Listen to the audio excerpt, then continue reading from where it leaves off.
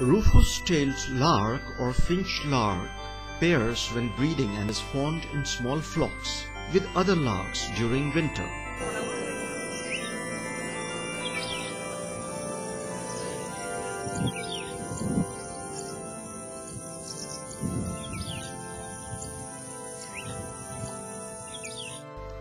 The bird sings with a rich whistling note mixed with chirps.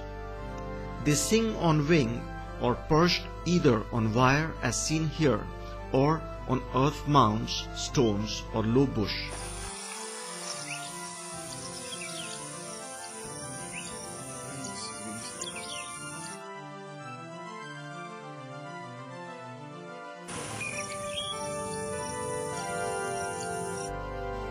Finch larks are common from Kutch to central India, east to West Bengal and south to North Andhra Pradesh.